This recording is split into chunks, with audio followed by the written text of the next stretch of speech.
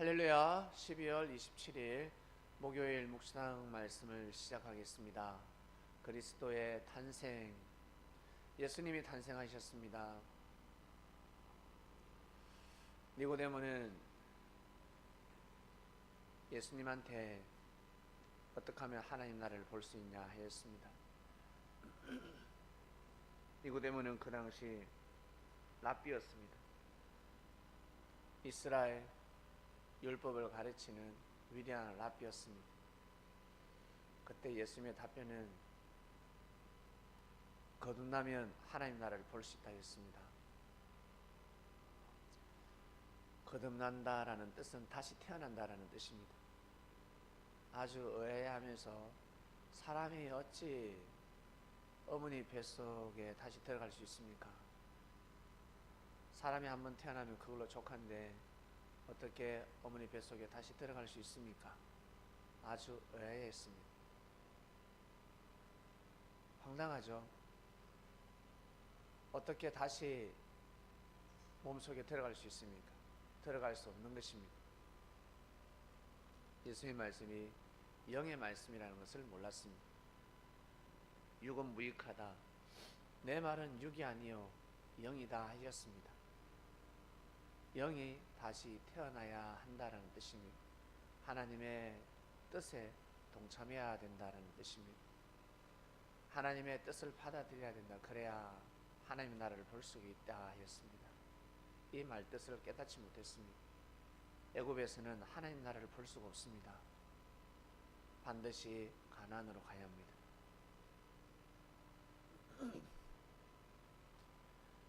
하나님께서 준비하신 땅으로 가지 않으면 하나님의 나라를 볼 수가 없습니다. 그건 무슨 뜻일까? 애굽에서는 하나님이 없었습니까? 라가 아니라 아브라함이가 본토 아비 집을 떠나기 전에 하나님의 뜻과 하나님의 함께 하심을 느꼈습니다. 그러나 본토 아비 집을 떠나라라는 말씀이 선포되었을 때는 그 길을 가야 합니다. 그래야 하나님의 뜻을 볼 수가 있습니다. 하나님이 함께 하신다는 것을 알 수가 있습니다. 제자들이 예수님의 말씀에 아멘을 해야 하나님의 뜻이 탄생하는 것을 볼 수가 있는 것입니다. 우리 어린아이들 어릴 적에 좋죠. 기쁨, 즐거움이 탄생하죠. 성장하면서 어릴 적에 그 기쁨이 사라지는 것 같은데 그것이 아니라 기쁨의 삶이 성숙해지는 것입니다. 즐거움의 삶이 성숙해지는 것입니다. 먹고 놀고 마시는 것이 기쁨인 줄 알았는데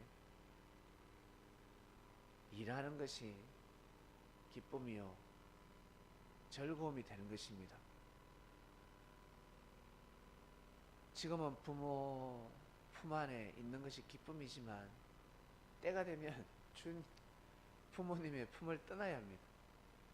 언제까지 딸이 아버지 품이 있을 수 없습니다. 언제까지 아들이 엄마 품이 있을 수 없습니다. 떠나야 합니다. 분가해야 합니다. 결혼하면 엄마 아빠하고 헤어지는데 너는 엄마 아빠하고 영원히 같이 살 거야. 아니요. 때가 되면 떠나야 합니다. 자기 갈 길을 가야 합니다. 그래야 새로운 기쁨과 즐거움을 맞이할 수 있는 것입니다. 이처럼 때에 따라서 하나님의 뜻이 탄생하는 것입니다. 지금은 내가 이 자리에서 하나님을 모시고 삶을 살아가는 것이요. 때가 되면 다른 곳에서 하나님의 뜻에 동참하게 되는 것입니다. 예수님 시대에 니고데모가 예수님과 같이 함께 해야 이제 하나님 나라를 볼 수 있다라는 뜻이었습니다. 너 나하고 함께 해야 내 말을 들어야 내 말씀은 생명이니 생명의 말씀을 들어야 하나님을 볼 수 있다. 하나님이 함께 하심을 볼 수 있다. 이 뜻이었는데 이걸 어떻게 속 시원하게 말씀을 할 수 있습니까? 선생이기 때문에 비유로 툭 치는 것입니다. 일반 사람들은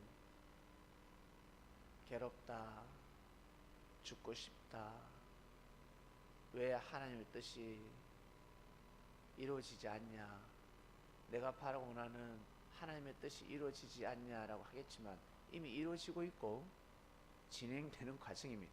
ING입니다. 그런데 왜 안 되냐? 완전히 그냥 죽을 맛이죠. 많은 아픔과 그리고 고통의 소리가 흘러나옵니다. 그런 어떤 사람은 나는 천국 가고 싶다, 천국이 그립다, 이 한마디만 툭 내뱉습니다. 그게 무슨 뜻일까요?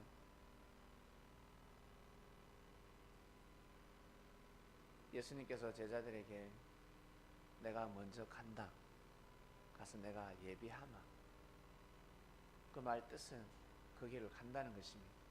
이미 정해져 버린 것입니다. 오시자마자 그 말씀을 하신 것이 아닙니다. 처음에는 이리저리 바삐 움직이셨습니다. 어떻게 보면 도망자 신세인 것 같죠.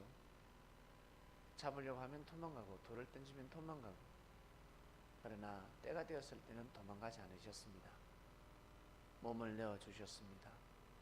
놀라운 일인 것입니다. 충분히 도망갈 수 있었습니다. 그러나 사단의 모든 계략을 끊고 하나님의 뜻을 탄생시켰습니다. 제자들에게 보여주었습니다. 제자들이 깜짝 놀랐습니다. 겟세마네 동산에서 예수님뿐만 아니라 제자들은 다 죽을 수밖에 없었습니다. 천부장이 왜 왔겠습니까? 천부장 말 한마디면 사건 조작이 가능했고, 천부장은 내심 예수가 도망가길 원했습니다.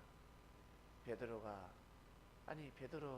아니라 그 제자들 중에 누군가 한 명은 칼을 빼길 원했습니다. 그냥 끝나는 것입니다. 그 자리에서 참수, 능지처참, 예수님까지 다 죽고 그냥 해골되는 것입니다. 계획이 그랬습니다.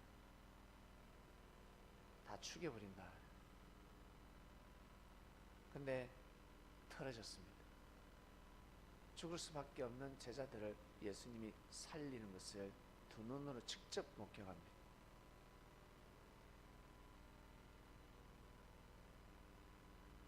충격적인 일이 일어났습니다. 예수님이 보여주셨습니다. 성령의 은혜를 보여주셨습니다. 천부장의 마음을 돌이키고 예수님이 몸을 순순히 내주시면서 도망갈 줄 알았는데 아주 순수히 내어주셨습니다. 깜짝 놀라는 거죠. 예수님 한 몸을 가지고 그 몸뚱아리로 제자들의 생명을 다 살려주셨습니다. 그래서 제자들은 죽을 때까지 우리 죄를 대신해서 돌아가셨다라고 하는 것입니다. 예수님이 돌아가신다고 해서 인류의 죄가 사해집니까? 모든 사람이 천국 갑니까? 그러지 않습니다. 예수님은 죄가 무엇인지 가르쳐주셨고 하나님의 뜻이 무엇인지 가르쳐주셨고 회개하지 않으면 안 된다는 것을 정확한 진리를 가르쳐주셨고 영혼유 건강하게 사는 삶을 가르쳐주셨습니다. 그냥 예수님 이름만 부른다고 해서 예수님이 그리스도 메시아라는 것을 난 안다 믿는다고 해서 구원받는 것이 아닙니다. 그것을 안다면 아는 삶을 살아가야 합니다. 아, 이것이 진리였지. 내가 잘못된 생각이었구나. 잘못했구나. 회개할 줄 알아야 합니다. 뉘우칠 줄 알아야 합니다. 바로 어린아이 같은 신앙인들입니다. 교만하게 살아서는 아니 됩니다. 말씀을 듣고 자신의 부족을 깨달았습니다.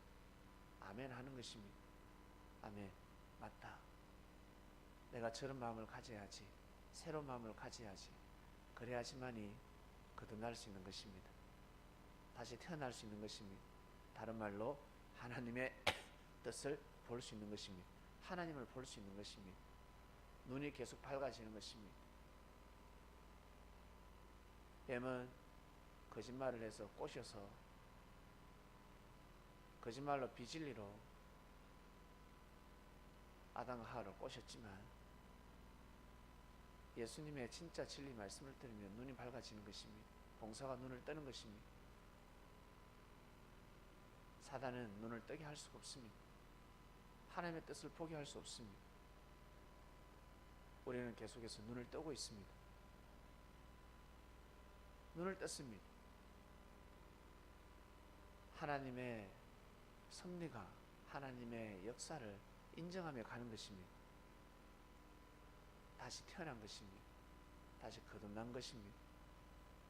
거듭난 삶을 살아가고 있습니다.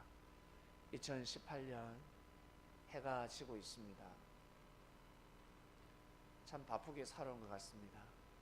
참 많은 일들이 있었고 남는 것이 무엇입니까? 잘 한번 생각해 보세요. 남는 거 별거 없습니다. 올 한 해 살면서 남는 것은 내 신앙, 내가 하나님을 사랑하는 그 마음, 믿음, 하나님의 일, 내가 하나님 일을 얼마나 했을까? 그게 남습니다. 그것이 남는 겁니다. 음식을 많이 먹었습니다. 밥도 많이 먹고 놀러도 많이 다니고 그럼 뭐예요? 몸이 건강해야 되는 겁니다. 건강이 남는 겁니다. 그처럼 영적인 건강, 영이 건강해야 합니다. 그것이 최고입니다. 그러면 나머지는 따라오는 것입니다.